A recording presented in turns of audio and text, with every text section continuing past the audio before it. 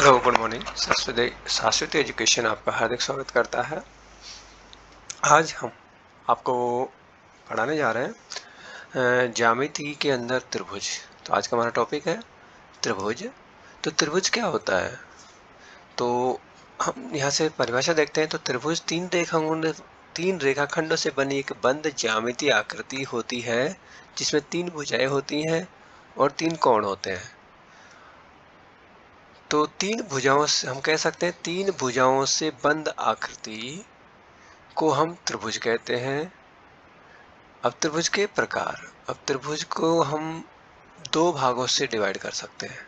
दो आधारों पे हम मतलब इसके जो विभाजित करने के जो आधार हैं वो दो हैं। एक तो भुजाओं के आधार पर और दूसरा कोण के आधार पर।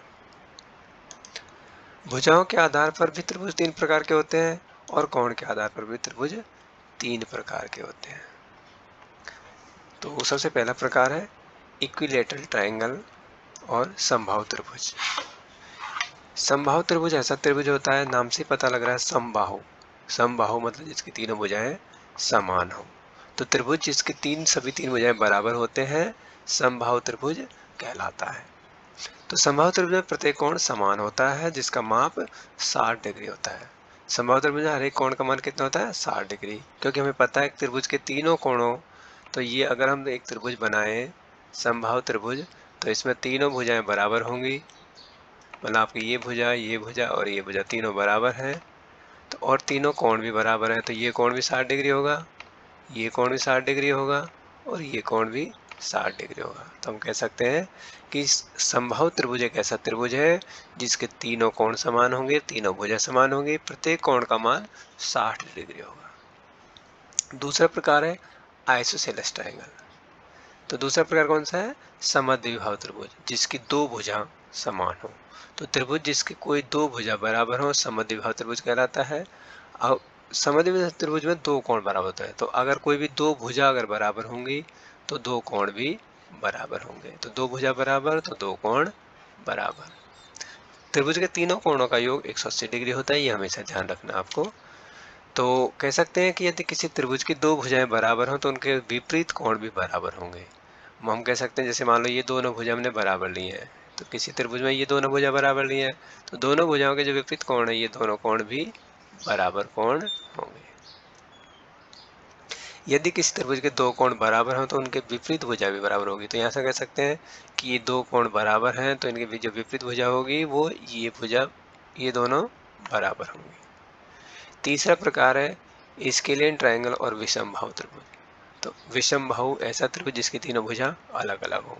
तो त्रिभुज जिसके सभी तीन भुजाएं असमान हो विषमबाहु त्रिभुज कहलाता है। तो विषमबाहु त्रिभुज के सभी तीन कोण अलग अलग होते हैं, असमान होते हैं। यदि किसी त्रिभुज की दो भुजा असमान हो तो बड़ी भुजा के सम्मुख कोण बड़ा और छोटी भुजा के सम्मुख कोण छोटा होता है। तो यहाँ से ये पॉइंट इंपॉर्टेंट है, किसी त्रिभुज की अगर दो भुजा असमान है, ठीक है, छोटी बड़ी है, तो उनके सामने वाले जो कोण भी छोटे बड़े होंगे।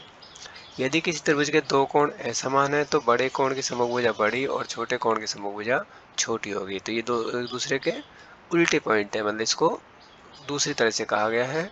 तो यहाँ पे ध्यान रखना है, बड़े कोण के सामने वाली भुजा बड़ी और छोटे कोण के सामने वाली भुजा छोटी सम्मुख भुजा। अब हम कोण के आधार पर त्रिभुज को बांटेंगे। तो कोण के आधार पर भी त्रिभुज तीन प्रकार से बांटे जा सकते हैं। तो पहला एक्यूट एंगल ट्रायंगल और न्यून कोण त्रिभुज। न्यून कोण मतलब 90 डिग्री छोटा। तो न्यून कोण त्रिभुज कैसा त्रिभुज होता है? जिसके तीनों कोण न्यून कोण हो। यदि किसी त्रिभुज के सभी कोण न्यून कोण हो, तो सभी कोण अगर न्यून कोण है तो उस त्रिभुज को हम क्या कहेंगे? न्यून कोण त्रिभुज या एक्यूट एंगल ट्रायंगल कहेंगे। न्यून कोण त्रिभुज में किसी भी दो कोणों का योगफल 90 डिग्री से बड़ा होता है, क्योंकि तीनों कोणों का योग 180 डिग्री होता है। तो अगर एक कोण 90 डिग्री से छोटा है तो बाकी बचे दो कोण 90 डिग्री से बड़े होंगे। तो कोई भी दो कोणों का योगफल 90 डिग्री से बड़ा होगा। न्यून कोण त्रिभुज में सी स्क्वायर का जो मान है, जो ए स्क्वायर प्लस बी स्क्वायर से सदैव छोटा होगा, जहाँ पे ए बी सी क्या है? त्रिभुज की भुजा है और सी सबसे बड़ी भुजा है। तो सबसे बड़ी भुजा का जो वर्ग होगा दो छोटी भुजाओं के वर्गों के योगफल से छोटा होगा। हमेशा ध्यान रखना है, ये इम्पोर्टेंट है, ठीक है। तो इस आइडेंटिटी को हम बाद में काम में लेंगे। अगला टाइप है राइट एंगल ट्रायंगल और समकोण त्रिभुज। तो यदि किसी त्रिभुज का कोई एक कोण समकोण हो तो उसे हम समकोण त्रिभुज कहते हैं। तो समकोण त्रिभुज के अन्य दो कोणों का योगफल 90 डिग्री होता है। ठीक है, तो समकोण त्रिभुज में एक कोण 90 डिग्री होता है और बाकी दो कोणों का योगफल भी 90 डिग्री होता है। यदि किसी त्रिभुज के दो कोणों का योगफल तीसरे कोण के बराबर है तो वो त्रिभुज कैसा होगा? समकोण त्रिभुज होगा। दो कोणों का योगफल तीसरे कोण के बराबर है तो मतलब एक कोण 90 डिग्री होगा, दो कोणों का योगफल 90 डिग्री होगा, तो वो कैसा त्रिभुज होगा? समकोण त्रिभुज होगा। और समकोण त्रिभुज में सी स्क्वायर का मान ए स्क्वायर प्लस बी स्क्वायर के बराबर होता है। तो ये कंडीशन किस में बराबर होती है? समकोण त्रिभुज में ये बराबर होती है। तो यहाँ पे ए बी सी त्रिभुज की भुजाओं की लंबाई है और सी सबसे बड़ी भुजा है। तो सबसे बड़ी भुजा का जो वर्ग होगा वो से दो छोटी भुजाओं के वर्ग के योगफल के बराबर होगा। अगला टाइप है ऑब्टयूज एंगल ट्रायंगल और अधिक कोण त्रिभुज। अधिक कोण ऑब्टयूज एंगल होता है 90 डिग्री से बड़ा। तो यदि किसी त्रिभुज का कोई एक कोण अधिक कोण हो तो वह अधिक कोण त्रिभुज कहलाता है। यदि किसी त्रिभुज में कोई दो कोणों का योगफल 90 डिग्री से कम है तो एक कोण 90 डिग्री से अधिक होगा और उसको हम अधिक कोण त्रिभुज कहेंगे।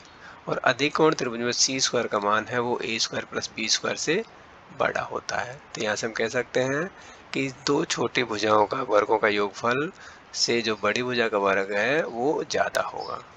ठीक है, तो ए बी सी त्रिभुज की तीनों भुजाएं हैं जहाँ पे सी सबसे बड़ी भुजा है। तो सबसे बड़ी भुजा का जो वर्ग है शेष दो छोटी भुजाओं के वर्गों के योगफल से ज़्यादा है तो वो कैसा त्रिभुज होगा? अधिक कोण त्रिभुज होगा। अब त्रिभुज से संबंधित कुछ पॉइंट्स हैं। तो हमारा सबसे पहला पॉइंट है मीडियन। मीडियन क्या होती है? तो मीडियन होती है कि किसी त्रिभुज के शीर्ष को सामने वाली भुजा के मध्य बिंदु से मिलाया जाए। तो यहाँ पे ए बी सी एक त्रिभुज है जिसमें ए बी सी इसके शीर्ष है और डी बी सी का मध्य बिंदु है। तो डी जो पॉइंट है उसको ए से मिलाएंगे तो ए डी क्या होगी? एक माध्यिका होगी, मीडियन होगी। इसी तरह से अगर ए सी का पॉइंट हम यहाँ पे लें ई, तो ई को हम अगर बी से मिला देंगे तो ये बी ई भी एक माध्यिका होगी। मतलब बी को अगर हम इससे मिलाएंगे तो ये भी एक माध्यिका होगी, इससे कह सकते हैं। इसी तरह से अगर सी को हम ए बी के मिड पॉइंट, तो अगर ए बी का मिड पॉइंट हम अगर एफ लें तो एफ से मिलाने वाली जो रेखा है सी बिंदु को वो भी एक माध्यिका होगी और तीनों माध्यिका एक बिंदु पर इंटरसेक्ट करती है। ठीक है, इस बिंदु को हम ओ नाम दे सकते हैं। ठीक है, तो यहाँ पे किसी त्रिभुज के शीर्ष एवं सम्मुख भुजा के मध्य बिंदु को मिलाने वाली रेखा को हम क्या कहेंगे? माध्यिका कहेंगे। ये ध्यान रखना। एक त्रिभुज में तीन माध्यिका होती हैं। किसी त्रिभुज में कितनी माध्यिका हो सकती हैं? तीन। तो यहाँ पर हम देख रहे हैं कि अगर शीर्ष ए से ए डी माध्यिका, शीर्ष बी से बी ई माध्यिका, शीर्ष सी से सी एफ माध्यिका, तीनों माध्यिका होती हैं। यदि बी डी बराबर डी सी, बी डी और डी सी दोनों बराबर तो डी इसका मिड पॉइंट होगा तो ए डी जो लाइन होगी वो ये माध्यिका होगी। इसी तरह से अगर ए ई बराबर ई सी है, ठीक है, तो बी ई एक माध्यिका होगी क्योंकि ई इसका मध्य बिंदु हो जाएगा और बी सी से मिलाएंगे तो बी एक माध्यिका हो जाएगी। इसी तरह से सी एफ भी एक दूसरी माध्यिका हो जाएगी। तो समबाहु त्रिभुज में सभी तीन माध्यिकाओं की लंबाई समान होती है। अगर एक त्रिभुज समबाहु त्रिभुज है तो तीनों माध्यिका समान लंबाई की होंगी। इसी तरह से समद्विबाहु त्रिभुज में दो समान कोणों के शीर्ष से खींची गई माध्यिका की लंबाई समान होती है। ठीक है, समद्विबाहु त्रिभुज ऐसा त्रिभुज जिसमें दो भुजा समान है तो उनके दो जो समान कोण है, समान कोणों के शीर्ष से जो खींची गई माध्यिका है। सपोज करो हमारे पास ये दो कोण समान है, कोण बी और कोण सी, तो ये दोनों जो बी ई और सी एफ जो माध्यिका है वो दोनों समान होंगी। समद्विबाहु त्रिभुज की दो माध्यिका समान लंबाई की होती है। समद्विबाहु त्रिभुज में असमान कोण के शीर्ष से विपरीत भुजा पर खींची गई माध्यिका विपरीत भुजा पर लंबी होती है। तो जैसे समद्विबाहु त्रिभुज ये है तो इसमें ये जो माध्यिका है ए डी वो बी सी पे लंब होती है। ठीक है ना, तो समद्विबाहु त्रिभुज में असमान कोण, तो देखो ये दोनों कोण समान है तो असमान कोण 60 डिग्री है तो 100 डिग्री है तो 100 डिग्री से खींचा गई जो माध्यिका है वो सामने वाली बी सी भुजा पे लंब होती है। तो माध्यिका विपरीत भुजा पे लंब भी होता है। समद्विबाहु त्रिभुज में असमान कोण के शीर्ष से विपरीत भुजा पर खींची गई माध्यिका शीर्ष कोण को समद्विभाजित करती है। तो ये जो कोण है ये समद्विभाजित है, मतलब कोण ए को दो बराबर भागों में बांटती है। तो यहाँ से हम कह सकते हैं ये कोण 50 डिग्री होगा और ये कोण भी 50 डिग्री होगा, क्योंकि ये 90 डिग्री है तो 50, 40 और 90 100 हो जाएगा। तो यहाँ से हम कह सकते हैं कोण BAD का मान कोण DAC के बराबर होगा, क्योंकि AD है वो कोण A को समान भाग मारती है, तो कोण BAD ये कोण होगा, तो ये कोण इस कोण के बराबर होगा, तो ये दोनों कोण समान होंगे। विषमबाहु त्रिभुज की सभी 3 माध्यिकाओं की लंबाई असमान होती है। अगर हमारा त्रिभुज विषमबाहु त्रिभुज है तो तीनों माध्यिका भी अलग अलग लंबाई की होंगी, ठीक है। तो किसी भी त्रिभुज में माध्यिका हमेशा त्रिभुज के अंदर होती है। माध्यिका कहाँ होती है? हमेशा त्रिभुज के अंदर होती है। त्रिभुज के सभी 3 माध्यिकाएं एक बिंदुगामी होती है।